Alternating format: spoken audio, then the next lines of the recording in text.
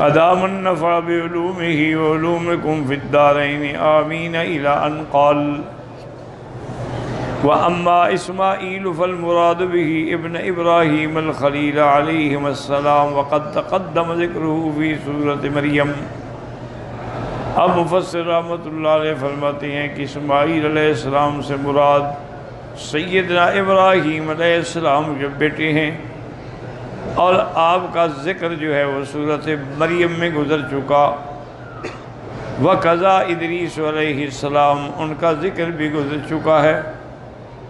وَأَمَّا ذُو الْكِفْلِ فَالظَّاهِرُ مِنَ السِّيَاقِ إِنَّهُ مَا قَرَنَ مَعَ الْأَنْبِيَاءِ إِلَّا وَهُوَ نَبِيٌّ۔ ذُو الْكِفْلِ جو ہے اس کے بارے میں دو قول ہیں۔ بعض علماء فرماتے ہیں چونکہ ان کو انبیاء کے سلک میں اللہ نے ذکر فرمایا ہے تو یہ بھی نبی تھے، اور بعض علماء فرماتے ہیں کہ نبی تو نہیں تھے، بہت بڑے عابد اور صالح آدمی تھے۔ وقال آخرون انما كان رجلا صالحا وكان ملكا عادلا وحكما مقسطا، نیک آدمی تھے اور بادشاہ بھی تھے، لیکن عدل کرنے والا بادشاہ، فیصلے کرنے والے عدل سے۔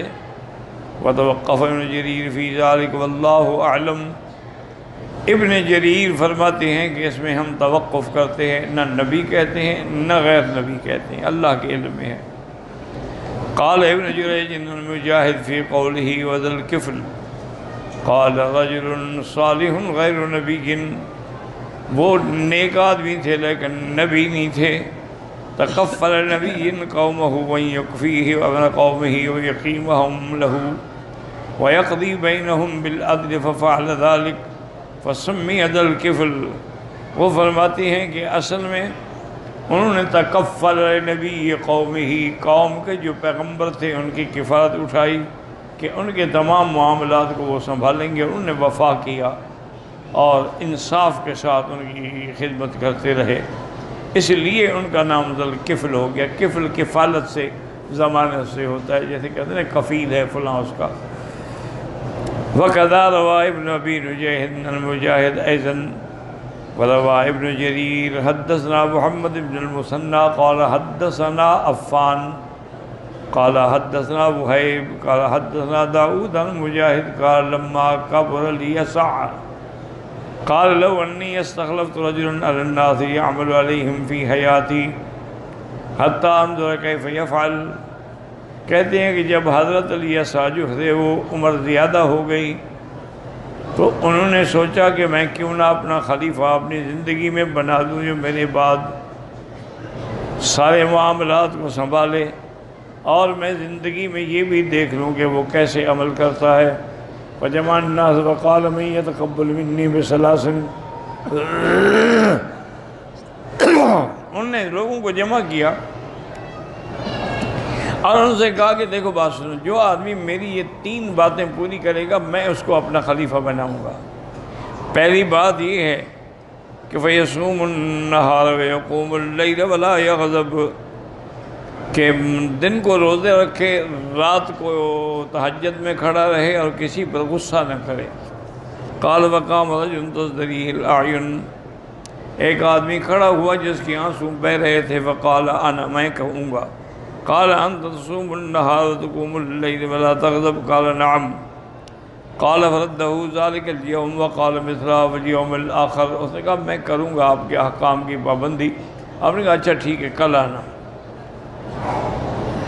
فسكت الناس وقام ذلك الرجل فقال أنا فاستخلفه، اس کو آپ نے اپنا خلیفہ بنایا۔ قال وجعل إبليس يقول للشياطين عليكم بفلان فأعياهم ذلك، اس نے حکم دیا ابلیس نے اپنی ذریت کو، اپنے اولادوں کو کہ اس بندے کو جا کے قابو کرو، اس کو نہ عبادت کرنے دو۔ وہ آ گئے اس کو چھیڑنے کے لیے۔ فقال دعونی وإياه فأتاه في صورة شيخ كبير فقير فأتاه حين أخذ مضجعه لقائلة، ایک آدمی وہ شیطان جو تھا ایک بزرگ بوڑھے کی شکل بن کے آیا، اور آیا بھی اس وقت کہ جب حضرت بستر پہ لیٹنے کے لیے تشریف لے گئے تھے دن کی نیند کے لیے۔ چونکہ دن کا تھوڑا سا بھی لیٹنا جو ہے، جسے قیلولہ کہتے ہیں، قائلہ بھی کہتے ہیں، یہ سنت ہے کہ آدمی کھانے کے بعد تھوڑا سا لیٹ جائے۔ یہ ضروری نہیں ہوتا کہ وہ نیند کرے، بس لیٹنا ضروری ہے۔ جیسے عرب میں ایک محاورہ بھی ہے، تغدا تمدا، کہ جب دن کا کھانا کھاؤ تو تھوڑا سو جاؤ۔ تعشا تمشا، اگر رات کا کھانا کھاؤ تو پھر کچھ چلو پیدل۔ وَكَانَ لَا يَنَامُ اللَّيْلَ وَالنَّهَارَ إِلَّا تِلْكَ النَّوْمَ، وہ اسی وقت سوتے تھے بیچارے، اسی وقت وہ آ گیا۔ وَدَقَّ الْبَابَ فَقَالَ مَنْ هَذَا قَالَ شَيْخٌ كَبِيرٌ مَظْلُومٌ، میں بوڑھا آدمی ہوں، مظلوم ہوں، میری مدد کریں۔ قال وَكَانَ فَتَحَ الْبَابَ فَجَعَلَ يَقُصُّ عَلَيْهِ، اس نے اپنا حال احوال سنانا شروع کیا۔ فقال ان بینی و بین قومی خصومت انہم ظلمونی، میرے اور میری قوم کے درمیان میں جھگڑا ہے، انہوں نے مجھ پہ ظلم کیا ہے۔ وفعلوا بی وفعلوا، یہ کیا یہ کیا۔ وجعل یطول علیہ حتی حضر الرواح وذهبت القائلہ، اتنی لمبی باتیں کرتا رہا، اب سنتے رہے حتیٰ کہ شام کا وقت ہو گیا اور قائلہ و قیلولے کا وقت جو تھا وہ تو ختم ہو گیا۔ فقال اذا رفعتنی فآخذ لک بحقک فانطلق، آپ نے کہا اچھا تم جاؤ پھر آنا انشاءاللہ میں تمہیں تمہارا حق اگر ہے تو لے کے دوں گا۔ فقال فی مجلسی وجعل ينظر هل يرى الشیخ فلم يره فقام يتبعه فلما كان الغد جعل يقضي بين الناس ينظر فلا يرى، آپ دیکھتے رہے وہ بندہ نہیں آیا۔ ففتح، اس کے فلما رجع الى القاع، جب سونے لگے تو اب وہ آ گیا۔ اس کا مقصد تو پریشان کرنا تھا نا، اس کا کوئی مسئلہ تو نہیں تھا، وہ تو خود شیطان تھا، خود مسئلہ تھا۔ فقال من هذا، کون ہو تم؟ انہوں نے کہا وہی بوڑھا آدمی، الشیخ الکبیر المظلوم۔ فقال مقل لك اذا قعدت فاتنی، میں نے کہا تھا تمہیں کہ جب میں مجلس میں بیٹھوں فیصلوں کے لیے تو تم آنا، میں تمہارا کام کروں گا، تم نہیں آئے۔ قال انہم اخبث قوم اذا عرفوا انك قائد قالوا نحن نؤتيك حقك، کہنے لگا میری قوم جو ہے نا بڑے خبیث ہیں، جب ان کو پتہ لگا کہ میں آپ کو شکایت کر رہا ہوں، کہنے لگے ہم آپ کا حق دیتے ہیں، اور جب آپ کی مجلس کا وقت ختم ہو جاتا ہے وہ پھر انکار کر دیتے کہ جی اب تو ہم نہیں دیتے۔ انہوں نے اس وجہ سے مجھے روکے رکھا ہے۔ قال فانطلق فاذا رحت فاتنی، انہوں نے کہا جاؤ پھر آنا مجلس کے وقت میں۔ قال فاتت القائلہ وراح وجعل ينظر ولا يرى وشق عليه النعاس قال بعد اہلی لا تدع احد يقرب هذا حتى انام، انہوں نے اپنے گھر والوں سے کہا کہ اب کوئی بھی آئے نا تو مجھے نہیں اٹھانا، نہیں سے مجھے 2 دن ہو گئے ہیں میں قیلولہ نہیں کر سکا ہوں۔ فإنی کشق علی فما كنت ساجا فقال رجل وراءك قال انی قد اتيت وامسكت له امری فقال لا والله لقد امرنا ای لا تدع احدا يقرب، آیا وہ کہنے لگا مجھے انہوں نے کہا تھا کہ تم آنا، تو گھر والوں نے کہا کہ نہیں، انہوں نے ہمیں حکم دیا ہے کہ کسی کو نہ آنے دو۔ فرمایا نظر قوتاً فی البیت اسفل منها، اب دیکھا بھی یہ تو مجھے نہیں چھوڑتے دروازے سے، تو دوسری طرف سے اس کا روشن دان نظر آیا، تو شیطان تھا نا، وہ دوسری طرف سے چلا گیا، روشن دان سے اندر آ گیا۔ فَإِذَا هُوَ الْبَيْتُ فَإِذَا هُوَ يَدُقُّ الْبَابَ مِنْ دَاخِلٍ، اندر سے کھڑے ہو کے دروازہ کھٹکھٹانے لگا۔ قال فاستيقظ الرجل وقال يا فلان آمرك قال أما من قبيح والله فلم تؤت فانظر من أين أتيت، انہوں نے کہا دیکھو میں کہاں سے آیا ہوں۔ قال فقام الفزع مغلق كما أغلقه إذا الرجل معه في البيت فعرفه، اب انہوں نے دیکھا کہ دروازے بھی بند ہیں، وہ خادم کہتا ہے میری طرف سے بھی داخل نہیں ہوا ہے، تو آپ سمجھ گئے کہ اچھا یہ ابلیس ہے، میں امتحان میں مبتلا ہو گیا ہوں۔ فقال عدو اللہ، شیطان ہو؟ قال نعم، ہاں میں شیطان ہوں۔ اعییتنی بکل شیء ففعلت ما ترى وذبح ما اللہ ذو الکفر، اور نے کہا میں نے زور لگایا تھا کہ کسی طرح آپ کو غصہ آ جائے، لیکن خدا کی قدرت ہے کہ آپ قابو کر گئے، غصہ نہیں آیا، تو اس وجہ سے آپ کا لقب جو تھا وہ ذو الکفر ہو گیا، کہ وہ 3 چیزوں پر عمل کرتے رہے جو ضمانت دی تھی، پکے رہے اس پر۔ اس کے بعد فرماتی ہیں فَلَمَّا وَزَرَ کہ وَجِنَا مُتَكَفَلْ بِأَمْرٍ فَوَفَّى بِهِ وَهَكَذَا رواه بِهَادٍ بن زهير بن ساكن داود بن جاد مثله وقال بِهَادٍ فَدْنَا أَبِي قال حدثنا أحمد بن يونس قال أبو بكر بن عياش الأعمش عن مسلم قال قال ابن عباس كان قاض في بني إسرائيل، ایک قاضی تھے بنو اسرائیل کے زمانے میں، فحضرہ الموت، اس کی موت کا وقت جب قریب آیا، فقال من یقوم مقامی علی اللہ یغضب، کون میرے کا مقام بیٹھنا چاہتا ہے میں اس کو خلیفہ اپنا قاضی بنا دوں، لیکن شرط یہ ہے کہ غصہ نہ کرے، چونکہ غصے میں آدمی صحیح فیصلہ نہیں کر سکتا، قاعدہ ہے۔ اسی لیے حکم ہے کہ اگر آپ قاضی ہیں، حاکم ہیں، کسی بات پہ آپ کو غصہ ہے تو آپ فیصلہ نہ کریں، چلے جائیں، بعد میں آگے فیصلہ کریں۔ اس کے بعد فرماتے ہیں کہ قال رجل انا فسمي ذا الكفل قال وكان ليله جميعا يصلي ثم يصبح صائما يقضي بين الناس، ساری رات عبادت فرماتے، دن میں روزے رکھتے اور لوگوں کے درمیان فیصلہ کرتے۔ قال وله ساعة يقيلها، بس ایک گھڑی دن میں سوتے تھے۔ قال فكان كذلك فأتاه الشيطان عند نومته فقال له ما لك؟ قال انسان مسكين له على رجل حق وقد غلبني عليه، قالوا كما أنت حتى يستيقظ، قال وفوق نائم، قال فجعل يسير من يوقظه، قال فسمع فقال ما لك؟ انسان مسكين له على رجل حق، قال فاذهب فقل له يعطيك، قال قد أبى، قال اذهب أنت إليه، قال فذهب ثم جاء قال ما لك؟ قال ذهبت إليه فلم ينفع بكلامك الحسن، آپ نے بھیجا کہ اس کے پاس جاؤ تمہارا حق دے دے گا۔ انہوں نے کہا میں گیا تھا، وہ تو بات ہی نہیں سنی اس نے۔ قال اذهب إليه فقل له يعطيك حقك، فذهب ثم جاء من غده قال فقال وصاب اخرج فعل الله بك كل يوم حين عمل داو انعام، انہوں نے کہا نکل جہاں سے، تم اسی وقت آتے ہو جب ان کی نیند کا وقت ہوتا ہے، باقی ٹائم تمہیں نہیں ملتا ہے۔ قال فجعل يسيح من اجل اني انسان مسكين لو كنت غنيا، قال فسمع اذن فقال ما لك؟ قال ذهبت اليه فضربني، قال مشي حتى اجي معك، قال فمسك بيده فلما رآه ذهب معه نثر يده منه فرا، انہوں نے کہا اچھا ایسا کرو تم ٹھہرو، میں تمہارے ساتھ چلتا ہوں اس آدمی کے پاس، تمہارا حق لے کے دیتا ہوں۔ تو انہوں نے ابلیس کا ہاتھ پکڑ لیا، جب پکڑا تو واضح ہو گیا کہ ابلیس ہے، تو اس نے ہاتھ چھڑایا اور بھاگا۔ اچھا عدو اللہ، تم اللہ کے دشمن، مجھے پریشان کرنا چاہتے ہو؟ وهكذا عن عبد الله بن حاتم محمد بن قاسم ابي حجاج الاكبر غير مسلمنا وهذا القصه والله اعلم۔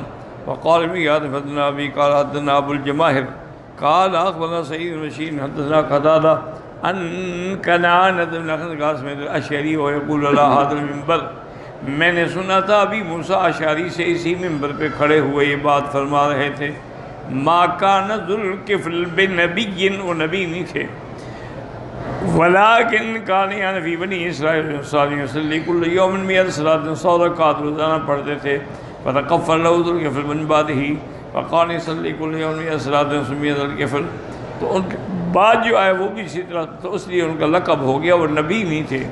وقد رواہ ابن حدیث عبد الرزاق عن معمر عن قتادہ قال ابو موسیٰ الاشعری ذکر ابن کثیر اللہ اعلم۔ اصل میں ایسے ہوتے ہیں، ہندوستان کی تاریخ میں بھی ایک بادشاہ گزرے ہیں، جب ان کا وقت دیکھا کہ میں بوڑھا ہو گیا ہوں، اب مجھ میں ہمت نہیں رہی، تو اس نے سوچا کہ میں اپنے قائم مقام تخت پہ کس کو بٹھاؤں، کوئی ایسا آدمی ہو جو میرے تخت پہ بیٹھنے کا لائق ہو اور لوگوں سے انصاف کرے، اور جس کو کوئی ہم، کوئی غم، کوئی پریشانی نہ ہو۔ اب مجھے ہموم ہیں، غموم ہیں، پریشانیاں ہیں، تو کہنے لگے اچھا ایک تاجر ہے جو میرا ہمسایہ ہے، بہت بڑا تاجر ہے، بڑا پیسہ ہے، اس کو تو کوئی غم نہیں ہوگا نا، میں اس کے پاس جاتا۔ اس کے پاس آئے، السلام علیکم، حال احوال کیا، کہنے لگے بھائی الحمدللہ آپ کا اتنا بڑا کہا، آپ کو کوئی پریشانی تو نہیں ہوتی؟ کہا پریشانی؟ مجھے تو رات کو نیند ہی نہیں آتی۔ انہوں نے کہا تمہیں کیا ہو گیا اللہ کے بندے؟ انہوں نے کہا کیا ہو گیا؟ جب سے اللہ نے مجھے دولت دی ہے سارے رشتہ دار میرے مخالف ہو گئے، ہر وقت مجھے جان کا خطرہ ہے، تم کہتے تمہیں غم ہی کوئی نہیں ہے۔ بادشاہ نے سوچا ابھی یہ بھی تو بندہ کام کا ثابت نہ ہوا نہیں۔ اب ان کے دماغ میں خیال آیا کہ یہاں پر تھوڑی دور ایک دھوبی ہے جو کپڑے دھو کے روٹی کھاتا ہے، اس کو تو کوئی غم نہیں ہوگا نا، اس کو کیا غم ہو سکتا ہے؟ ایک مزدور آدمی کھانا کھایا، مزے سے سو گئے۔ بادشاہ نے لباس تو بدلا ہوا تھا، لوگوں کو پتہ نہ لگے، آیا تو اس کو ملے، السلام علیکم، کیا ہے بھائی، خیریت ہے، کیسا کام؟ انہوں نے کہا جی بات جو اللہ نے لکھا ہے، صبح کو گٹھر اٹھا کے لے جاتے ہیں دریا کے کنارے پہ، وہاں سارا دن کپڑے دھوتے ہیں، پھر سکھاتے ہیں، پھر واپس آتے ہیں، پھر استری کرتے ہیں، بس روٹی روٹی چل رہی ہے، الحمدللہ بچے بھی کھا لیتے ہیں، ہم بھی کھا لیتے ہیں۔ کہا آپ کو کوئی غم ہے؟ اس نے کہا یار غم بھی کوئی مجھے نہیں ہوگا تو کس کو ہوگا کہ میں اتنا نہیں کما سکتا کہ بچوں کی روٹی پوری کر سکوں، تو مجھے غم نہیں ہوا تو تمہیں غم ہوگا۔ انہوں نے کہا ابھی یہ بندہ بھی میرے کام کرنا نکلا، اس کو بھی تو اپنا غم کھا رہا ہے۔ چلتے چلتے بادشاہ گیا ایک جنگل کے کنارے، دیکھا کہ وہاں ایک جھوپڑی بنی ہوئی ہے۔ انہوں نے کہا پتہ کرتے ہیں اس جھوپڑی میں کون ہے۔ جب وہاں گئے اور جھوپڑی پہ آواز دی تو اندر سے ایک بزرگ نکلے، ماشاءاللہ، بڑی خوبصورت داڑھی اور بڑا منور چہرہ۔ سلام کیا، بارش شروع ہو چکی تھی شدید، وہ ان کو اندر لے گیا، جا کے اندر بٹھایا اور اس نے کہا کہ جی اب میں آپ کی کیا خدمت کر سکتا ہوں؟ انہوں نے کہا خدمت کی ضرورت نہیں ہے، بہرحال تمہیں یہاں پر دیکھ کے مجھے بڑا ترس آیا ہے کہ ایک جنگل ہے، جھوپڑی ہے، کوئی رہنے کا ٹھکانہ نہیں، کوئی رہنے کا مسئلہ نہیں، میں تو ایسا بندہ ڈھونڈ رہا تھا کہ جس کو کوئی غم نہ ہو۔ اس بزرگ نے کہا حضرت معلوم ہوتا ہے کہ تمہارا دماغ خراب ہے۔ انہوں نے کہا کیا مطلب؟ انہوں نے کہا ایسا بھی کہ دنیا میں بندہ ہے کہ جس کو غم نہ ہو، یا دنیا کا ہوگا یا دین کا ہوگا، یا حشر کا ہوگا یا قبر کا ہوگا، کس کو غم نہیں ہوگا؟ وہ بھی کوئی بندہ ہے دنیا میں جو غم نہ ہو۔ انہوں نے کہا دیکھو الحمدللہ میں کماتا ہوں، کھاتا ہوں، مجھے کوئی ایسے مسئلہ نہیں ہے، لیکن پریشانیاں تو ہیں کہ اگر میں اکیلا جھوپڑی میں مر گیا تو میری لاش کون اٹھائے گا، جنازہ کون پڑھے گا؟ غم تو ہے نا۔ وہ اللہ والے تھے نا، وہ بزرگ بھی اللہ، اس نے کہا بادشاہ سلامت، میں سمجھ گیا ہوں تم بادشاہ ہو، کپڑے بدل کے آگے بیٹھے ہوئے ہو، پاگل نہ بنو، غم سب کو ہوتے ہیں، جاؤ اپنا کام کرو۔ غم بھی ہوں گے، خوشیاں بھی ہوں گی، کبھی غم ہوگا، کبھی ماتم ہوگا، کبھی خوشی ہوگی، کبھی دن ہوگا، کبھی رات ہوگی، آپ اپنی ہمت کے مطابق کام کرتے رہیں، باقی اللہ قادر ہے، جس کو چاہیں گے تمہارے بعد وہ بن جائے گا، اس غم میں آپ مبتلا نہ ہوں۔ بادشاہ کو بات سمجھ آ گئی، تو اس نے حکیم کو بلایا، اس نے کہا کہ تم نے تو مجھے کہا تھا کہ تم 1 مہینے کے بعد مرنے والے ہو، میں تو پہلے سے بھی زیادہ تندرست ہو گیا ہوں۔ میں نے کہا ابھی یہ اللہ کی مرضی ہے۔ اس کے بعد وہ کافی عرصہ زندہ رہے اور لوگوں میں عدل و انصاف کرتے رہے، بڑے سکون کے ساتھ ان کو موت آئی۔ ان کے اپنے خاندان میں اللہ نے ان کا نعم البدل ایک پیدا کر دیا۔ تو اس لیے یہ معاملات اللہ پر ہوتے ہیں۔ آپ کہیں مجھے پریشانی نہ ہو، مجھے غم نہ ہو، مجھے یہ نہ ہو، یہ کوئی بات ہے کہ پریشانی نہ ہو؟ انسان ہو اور پریشانی نہ ہو، انسان ہو اور اس کو غم نہ ہو، یہ کوئی بات ہو سکتی ہے؟ ہاں، ان لوگوں کو غم نہیں ہوتا جو معصوم ہوتے ہیں، ان لوگوں کو غم نہیں ہوتا جو فرشتے ہیں، جن کو کوئی نقصان نہیں پہنچا سکتا، وہ اللہ کے احکام کے پابند ہیں، لا یعصون اللہ ما امرہم ویفعلون ما یؤمرون۔ اور جب تم بھی اللہ والے بن جاؤ گے تو تمہارے سارے ہم غم جو ہیں وہ بھی مٹ جائیں گے۔ بات یہ ہے کہ تم اللہ والے بنو۔ وقد روى الامام احمد حدثنا غریبا حدیثا غریبا فقال حدثنا اسباد محمد حدثنا مشن عبد الله بن عبد الله عن سعد مولا طلحة عن ابن عمر رضی اللہ عنہ قال سمعت من رسول اللہ حدیثا لا اسمعه الا مرة او مرتين حتى حدث بمرات ولكن قد سمعت اکثر من ذلك۔ انہوں نے کہا میں نے حضور سے حدیث سنی ہے، اگر 1-2 دفعہ بھی سنتا نا تو میں شاید نہ سناتا، لیکن میں نے آپ سے 7 دفعہ یہ حدیث سنی ہے، بلکہ اس سے بھی زیادہ۔ قال کان کہ بنی اسرائیل لا یتولوا من ذنب عملہ، کہتے ہیں فاتت امرأۃ فاعطت دینار لا یتاہا۔ انہوں نے کہا کہ کفل جو ہے نا یہ بنو اسرائیل میں گزرا ہے، اور یہ اللہ کا بندہ گناہوں سے نہیں بچتا تھا۔ تو ایک رات بیٹھے تھے تو ایک عورت آپ کے پاس آئی، اس کو انہوں نے اس دور میں 60 دینار دیے کہ مجھے تم اگر اپنا بدن میرے حوالے کر دو، جماع کرنے دو۔ یہ فلما قال منها مقعد الرجل من امرأته ارادت وبكت، جب وہ اٹھ بیٹھ گیا درمیان میں ٹانگیں اٹھا کے تو لڑکی رو پڑی اور کانپ گئی. فَأَتَا وَقَالَ مَا يُبْكِيكِ أَكْرَهْتُكِ، انہوں نے کہا کیوں رو رہی ہو، میں نے تم پر کوئی جبر کیا، میں نے ظلم پر کیا تمہیں پکڑا ہے کوئی، تم خود آئی ہو. فقالت لا ولكن هذا امر لم اعمله قط، میں نے کبھی یہ گناہ نہیں کیا. وانما حملني عليه الحاجہ، مجھے تو اپنے گھر کی مجبوریوں نے مجبور کیا، تو اس کی وجہ سے میں اس کام کے لیے تیار ہوئی. قالت فإن هذا لم عليه قط ثم نزل، اور فرمایا اچھا پھر اس کے بعد تو گناہ نہیں کرو گے. نہیں، آپ نے وہ اس کو چھوڑ دیا. فقال اچھا ایسا کرو، جاؤ یہ دینار بھی تمہارے، سب کچھ تمہارا، میں تمہارے ساتھ کوئی گناہ بھی نہیں کرتا. ثم قال بالله لا يعصي الله الكفل ابدا، اس کے بعد آپ نے قسم کھا لی کہ آج کے بعد کفل پھر کبھی گناہ نہیں کرے گا. فمات من لیلتی، اسی رات آپ کو موت آ گئی. فاصبح مکتوبا علی بابہ، لوگوں نے دیکھا صبح کو کہ ان کے دروازے پہ لکھا ہوا تھا کہ قد غفر اللہ للکفل، اللہ پاک نے کفل کے گناہ سارے معاف کر دیے. ہاں قضا وقافی حاضر روایت کے غیر اضافت واللہ عالم. وهذا الحديث لم يخرجه أحد من أصحاب الكتب الستة وإسناده غريب.